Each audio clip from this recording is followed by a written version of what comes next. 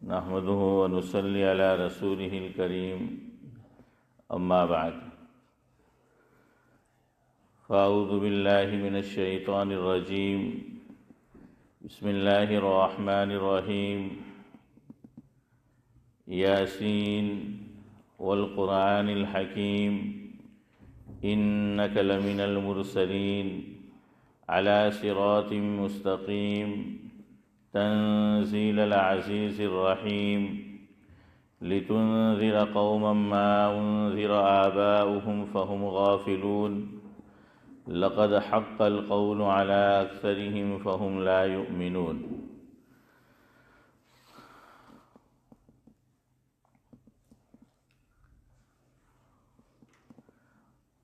وہ دانائے سبل ختم الرسل مولائے کل جس نے، وہ دانائے سبل ختم الرسل مولائے کل جس نے، غبار رہ کو بخشا فروغ وادی سینہ، نگاہ عشق و مستی میں وہی اول وہی آخر، نگاہ عشق و مستی میں وہی اول وہی آخر، وہی قرآن وہی فرقان وہی یاسین وہی طٰہٰ۔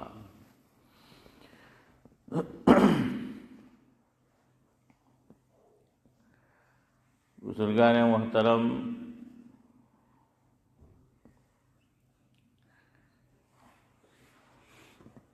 یاسین شریف کی چند ابتدائی آیات آپ کے سامنے تلاوت کی ہے۔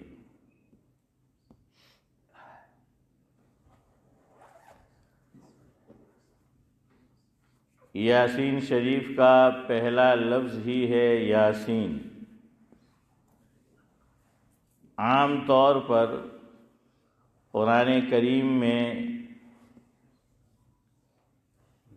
ہمیں یہ نظر آئے گا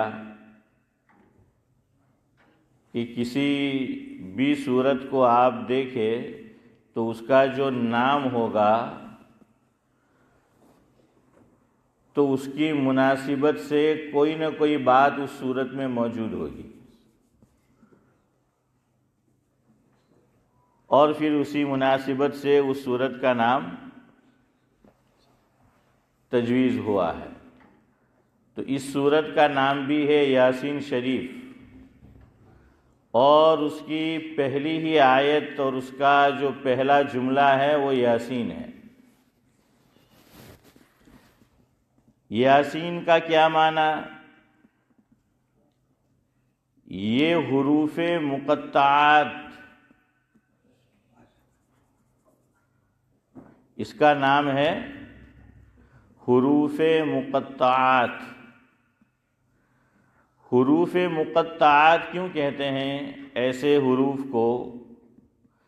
مقطعات کا معنی ہوتا ہے کہ وہ حروف جو کاٹ کر پڑھے جائے، الگ الگ پڑھے جائے، علیحدہ علیحدہ اس کا پرناؤنس ہو۔ ایسے کل 29 حروف قرآن کریم میں آئے ہیں، اور یہ حروف مقطعہ جب بھی آئیں گے تو سورت کے شروع میں آئیں گے، اس سے آغاز ہو رہا ہوگا سورت کا۔ اب دیکھیے یاسین، اس کو ہم نے الگ پڑھا، یا کو الگ پڑھا، سین کو الگ پڑھا۔ الف لام میم یہ لکھا ہوا ہوگا۔ اگر کوئی بچہ، اس کو تعلیم تو دی گئی لیکن وہ بھول گیا کہ کیسے اس کو پڑھنا ہے، میں اور آپ کہیں گے کہ بیٹا اس کو پڑھ، تو ہو سکتا ہے کہ وہ اس کو پڑھے علم۔ کیا پڑھے؟ علم پڑھے۔ کیوں؟ وہ یہی سمجھے گا کہ بھائی جوائنٹ کر کے پڑھا جاتا ہے، لیکن یہ جو حروف ہوتے ہیں اس کو جوائنٹ کر کے نہیں پڑھا جاتا۔ اس کا نام مقطعات اس لیے ہے کہ کہ ان کو کاٹ کر پڑھا جاتا ہے، الگ الگ پڑھا جاتا ہے۔ اب آپ الف لام میم میں دیکھ لیجئے، الف الگ پڑھا گیا، لام الگ پڑھا گیا، میم الگ اس کو پڑھا گیا۔ اس کا معنی کیا ہے؟ اس میں مفسرین کے مختلف اقوال ہیں۔ ایک قول یہ ہے کہ یاسین شریف جو ہیں، یاسین، لفظ یاسین یہ اسماء الہیہ ہے، یعنی اللہ تبارک و تعالیٰ کے مبارک ناموں میں سے ایک نام ہے۔ تو ایک قول مفسرین نے یہ ذکر کیا کہ یاسین اسماء الہیہ میں سے ہے۔ دوسرا قول یہ لکھا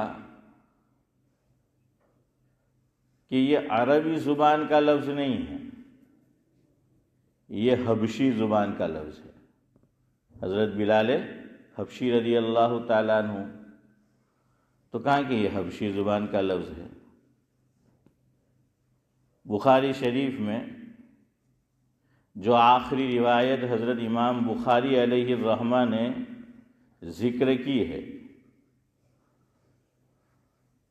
کلمتان حبیبتان والی، تو حدیث پاک کو ذکر کرنے سے پہلے قرآن کریم کی آیت ذکر کی ہے کہ وَنَضَعُ الْمَوَازِينَ الْقِسْطَ لِيَوْمِ الْقِيَامَةِ فَلَا تُظْلَمُ نَفْسٌ شَيْئًا۔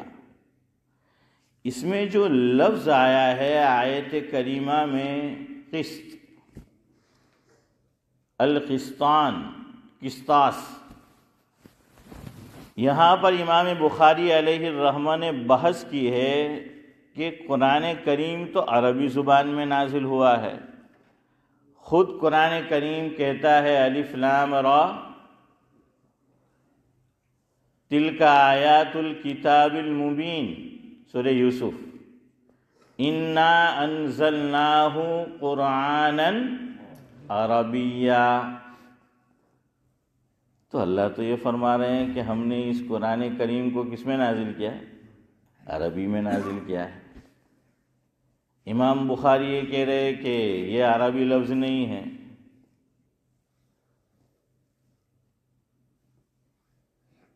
تو یاد رکھیے مفسرین نے لکھا ہے عربی زبان میں ایک محاورہ ہے، یا کہہ لیجئے قاعدہ ہے، محاورہ نہیں قاعدہ، کہ للأکثر حکم الکل۔ جیسے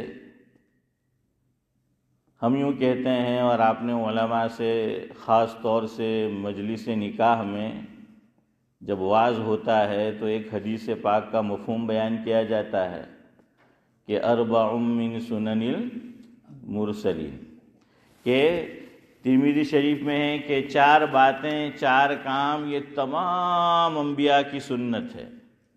ان میں ایک ہے النکاح۔ اب یہاں تو کہا گیا، ترجمہ کیا گیا کہ تمام انبیاء کی سنت، اور ہم جانتے ہیں کہ انبیاء کی صف میں 2 جلیل القدر پیغمبر ایسے گزرے ہیں جنہوں نے نکاح نہیں کیا ہے، اور کہتے ہیں کہ دونوں کا آپس میں خالہ زاد بھائی کا رشتہ ہے، دونوں کی والدہ آپس میں کیا تھی؟ بہنیں تھی۔ ایک ہے حضرت عیسیٰ علیہ السلام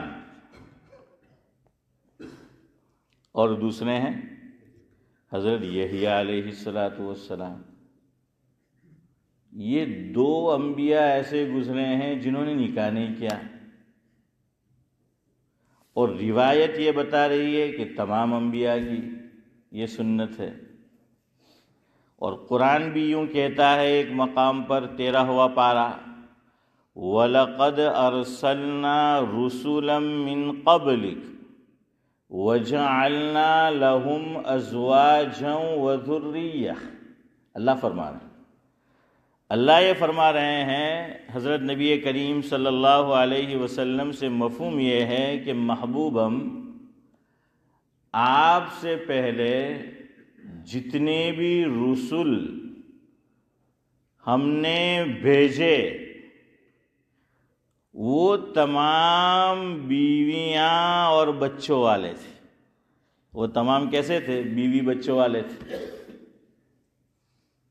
حالانکہ قرآن ہی کہہ رہا ہے حضرت یحییٰ علیہ السلام کے تذکرے میں ان اللہ یبشرک بیحییٰ مصدقا بکلمۃ من اللہ وسیدا وحصورا۔ قرآن کہہ رہا ہے کہ وسیدہ وحصورا، یہ ہے اصل، وحصورا ونبی من الصالحین۔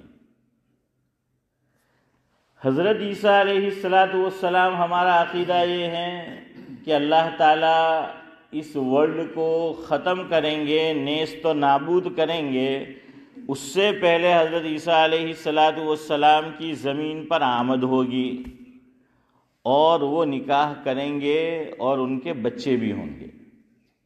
تو خیر وہ تو آنے کے بعد نکاح کریں گے، لیکن پھر بھی ایک نبی بچ جاتے ہیں۔ کون؟ حضرت یحییٰ، کہ انہوں نے نکاح نہیں کیا اور نہ ہونے والا ہے ان کا، لیکن پھر بھی قرآن کی آیات بتا رہی ہے اور حدیث پاک بھی بتا رہی ہے کہ بھئی تمام انبیاء نے نکاح کیا۔ تو یہاں اس کا مطلب یہی ہے کہ عربی زبان کا قاعدہ ہے کہ للأکثر حکم الکل، اکثر وہ کام ہو چکا ہے، اکثریت نے اس کو انجام دیا، تو پھر اس پر کس کا حکم لگا دیا جاتا ہے؟ ارے بولو، کل کا۔ اکثریت نے انجام دیا، ایک کا دکا انجام نہیں دیا کسی نے، لیکن اکثریت نے انجام دیا، تو کیا کہہ دیا جاتا ہے کہ بھئی کل، تمام نے یہ کام کیا۔ تو قرآن کریم عربی زبان میں ہے، لیکن اس میں غیر عربی الفاظ بھی آئے ہیں، یہ آپ کو بتانا ہے۔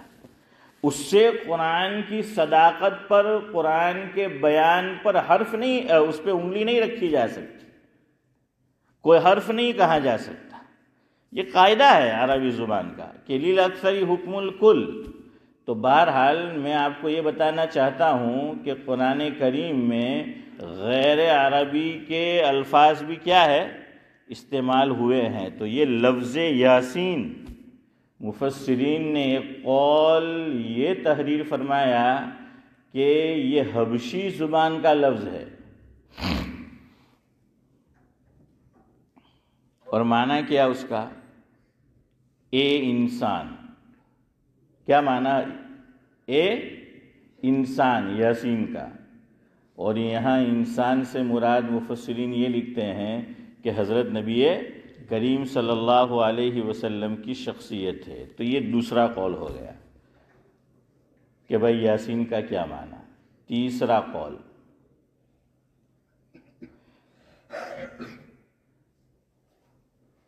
علامہ آلوسی سید محمود بغدادی علیہ الرحمہ، میں نے اپنے ایک بزرگ سے سنا جن کو اللہ تبارک و تعالی نے ٹھوس علمی صلاحیت سے نوازا تھا۔ ان کا ملفوظ یہ ہے جس کا خلاصہ یہ ہے، آپ کسی مفتی صاحب سے کوئی فتویٰ پوچھئے، کوئی مسئلہ معلوم کیجئے اور ان کو یہ کہیے کہ آپ ہمیں لکھ کر دینا اس کا جواب، تو وہ لکھ کر دیں گے، تو جو ریفرنس اس میں دیا ہوگا، اس میں جو حوالہ ہوگا، زیادہ تر آپ کو شامی کا حوالہ ملے گا، فتاوی شام کا ابن عابدین، تو اس میں لکھا ہوگا شامی شامی شامی۔ کتب فقہیہ میں متاخرین کی جو کتب، متقدمین کی نہیں، متاخرین کی جو کتب ہے، کتب فقہیہ، اس میں جو مقام ابن عابدین کے فتاوی شام کا ہے، تفسیر قرآن میں، یعنی جو متاخرین نے قرآن کریم کی تفسیر لکھی، وہی مقام روح المعانی کا ہے۔ کس کا ہے؟ روح المعانی۔ ایک روح البیان بھی ہے قرآن کی تفسیر، یہ روح المعانی ہے، عربی زبان میں ہے۔ علامہ آلوسی سید محمود بغدادی رحمۃ اللہ علیہ، بڑی ٹھوس یہ تفسیر کی کتاب ہے۔ ہمارے یہاں کہا جاتا ہے نا کہ ٹھوک بجا کر میں نے اس چیز کو خریدا ہے، اس کو میں نے لیا ہے۔ پرانے دور میں اب تو فریز آ گئے اور پتہ نہیں کیا کیا آ گیا ہے، اور ہم بھی لائف بھی ہماری فریز ہو گئی۔ تو پہلے مٹکے ہوا کرتے تھے، مٹکے۔ اب لوہار یا کمبھار، جو لوہار نہیں کمہار جو ہیں، وہ مٹکے وہ جو بناتا تھا، اب ہم خریدنے کے لیے جاتے تھے تو جو اس لائن کا ماہر ہوتا تھا وہ ویسے ہی نہیں خرید لیتا تھا، وہ خریدنے سے پہلے کیا کرتا تھا، ہے نا، یوں مارتا تھا اس کو، ٹھوک بجا کر اس کو خریدتا تھا کہ بھائی یہ برابر مٹی پکی ہے کہ نہیں۔ تو یہی کام علامہ آلوسی علیہ الرحمہ نے کیا ہے، بڑی ٹھوس علمی تفسیر ہے ان کی۔ تو روح المعانی میں علامہ آلوسی علیہ الرحمہ لفظ یاسین، یاسین شریف کا، اس کے تحت یہ تحریر کرتے ہیں جس کا مفہوم اور خلاصہ یہ ہے، اللہ اکبر۔ اگر آپ بات سمجھیں گے نا، لطف آئے گا، محظوظ ہوں گے کہ اللہ اکبر کیا بات لکھی ہے، اللہ تعالیٰ نے ہمارے اکابر کو کیسے علوم سے نوازا تھا۔ سنیے کیا لکھا ہے۔ علامہ آلوسی علیہ الرحمہ یہ تحریر کرتے ہیں جس کا خلاصہ یہ ہے کہ کائنات کا دل، کیا لکھا، کائنات کا دل حضرت نبی کریم صلی اللہ علیہ وسلم کی شخصیت، کائنات کا دل حضرت نبی کریم صلی اللہ علیہ وسلم کی ذات گرامی ہے۔ سمجھ آ گئی اتنی بات کہ کائنات کا دل کون ہے؟ حضرت نبی کریم صلی اللہ علیہ وسلم۔ ہاں، شادی ہوتی ہے تو اس میں دلہا، اس میں دل کون ہوتا ہے؟ دلہا ہوتا ہے۔ بارات جو آتی ہے اس میں دلہا جو ہے وہ ہے۔ تو ہمارے حضرت مولانا اسماعیل صاحب نے مجھے کسی موقع پر سنایا تھا کہ شارح حجت اللہ البالغہ، فقیہ النفس، مفسر قرآن، محدث عظیم، سابق شیخ الحدیث، ام المدارس، دارالعلوم دیوبند، حضرت مولانا مفتی سعید احمد صاحب پالنپوری علیہ الرحمہ نے ایک نظم لکھی تھی، ایک نعت لکھی تھی حضرت نبی کریم صلی اللہ علیہ وسلم کی شان میں۔ حضرت کیا تھا اس کا وہ کہ کائنات کا دلہا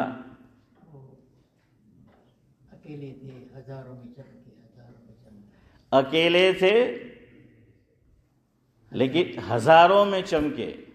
تو اس طرح سے وہ اس کے الفاظ اس میں استعمال کیا دلہا، کہ کائنات کا دلہا۔ مفتی سعید احمد صاحب پالنپوری رحمۃ اللہ علیہ نے اس نعت اور نظم میں ایک مصرع یہ رکھا کہ کائنات کا دلہا حضرت نبی کریم صلی اللہ علیہ وسلم کی شخصیت ہے۔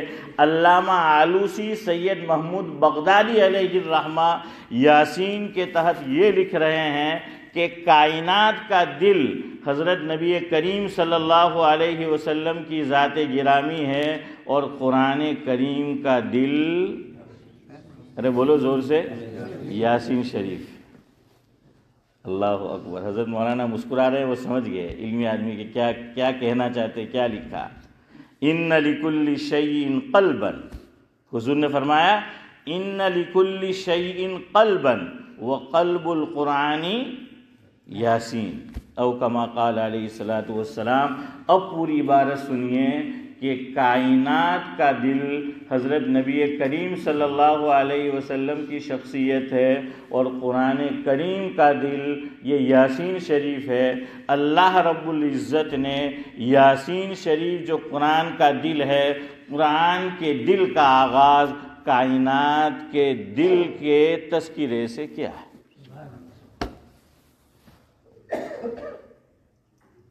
خدا کی قسم میں جھوم گیا جب میں نے یہ تحریر پڑھی کہ کیا بات لکھی ہے علامہ آلوسی نے۔ کہ قرآن کے دل کا تذکرہ کتنا پیارا انداز ہے، کتنا عمدہ انداز ہے کہ قرآن کے دل کا آغاز کائنات کے دل کے تذکرے سے کیا گیا ہے۔ آخری قول، وقت ہو گیا ہے۔ یاسین کیا معنی اس کا؟ تو کہا کہ یہ اللہ تعالیٰ کے رازوں میں سے ایک راز ہے، اللہ تعالیٰ کے بھیدوں میں سے ایک بھید ہے، جو سیکریٹ باتیں ہیں ان میں سے ایک سیکریٹ ہے۔ اللہ کے علاوہ اس کا معنی کیا ہے کوئی نہیں جانتا، ایک قول یہ ہے کہ اللہ جانتے ہیں اور اللہ ہی نے حضرت نبی کریم صلی اللہ علیہ وسلم کو بتایا ہے۔ بہرحال تو یہ کائنات کے بھیدوں میں سے ایک بھید ہے، رازوں میں سے ایک راز ہے۔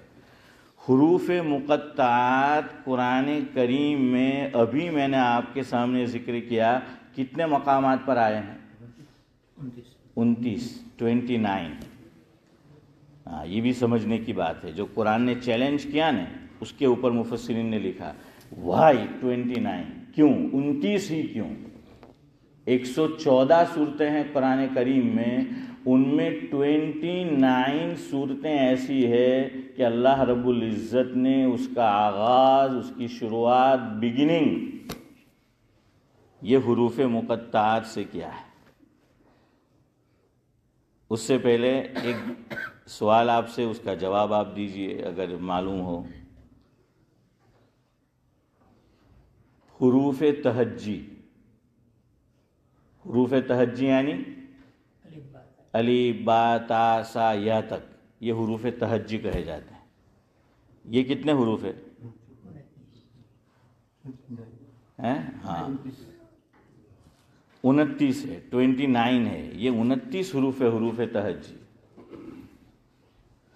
اللہ رب العزت چیلنج کر رہے ہیں کہ اے عربو، تمہیں اپنی زبان دانی پہ ناز ہے، تم اپنے آپ کو عرب کہتے ہو، اور جو دوسری دنیا کے لوگ ہیں، دنیا کے دوسری دنیا نہیں، دنیا کے دوسرے جو لوگ ہیں، دوسرے اطراف میں رہتے ہو، اپنے علاوہ کو تم کیا کہتے ہو؟ عجم کہتے ہو، کہ تم عجمی ہے۔ عجم کا معنی پتہ ہے؟ گونگا۔ عجم کا معنی کیا؟ گونگا۔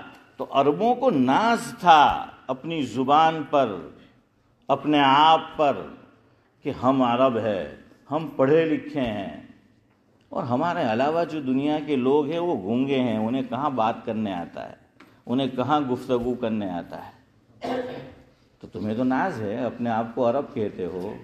اگر تم قرآن کریم کو اللہ کا کلام نہیں سمجھتے تو تمہیں چیلنج ہے کہ قرآن کریم کو اللہ تبارک و تعالیٰ نے جو نازل کیا 29 صورتیں ایسی، اس کا پہلا حرف حروف مقطعات ہے، حروف تہجی یہ بھی 29 ہے، اور عربی میں جو جملہ بنتا ہے وہ 5 حروف سے بنتا ہے۔ کتنے سے؟ 5 سے، کہ 2 سے بھی، 3 سے بھی، 4 سے بھی، 5 سے بھی، تو زیادہ سے زیادہ کیا ہے؟ وہ 5 حروف سے مل کر اللہ فرماتے چلو ایسا ہی لے کر آؤ۔ ایک حروف چیلنج کیا، قاف، نون، کتنے حروف ہے؟ بلکہ حروف بھی نہیں، حرف ایک ہے۔ 2 حرفی طٰہٰ، یاسین، چیلنج کیا چلو لے کر آؤ ایسا۔ 3 حرفی الف لام میم، الف لام را۔ 4 حرفی الف لام میم صاد، الف لام میم را۔ خماسی 5 حروف جس سے کلام جو ہے وہ بنتا ہے، جملہ جو ہے وہ بنتا ہے۔ اللہ نے کاف ہا یا عین صاد، ہا میم عین سین قاف، فرمایا کہ عربو اگر تم اسے اللہ کا کلام نہیں سمجھتے، اسے تم میرا کلام نہیں سمجھتے، قیامت کی صبح تک تمہیں قرآن چیلنج کرتا ہے، اللہ چیلنج کرتا ہے کہ پھر ایسا کلام بنا کر لاؤ، اور تمہیں اجازت ہے صرف انسان ہی نہیں اپنے ساتھ جناتوں کو بھی ملا لو۔ بہرحال قرآن کی حقانیت اللہ ہمارے دل و دماغ میں پیوستہ فرما دے اور اس کے صحیح حقوق ادا کرنے کی توفیق نصیب فرمائے۔ سبحان اللہ و بحمدہ، سبحانک اللہم و بحمدک، نشہد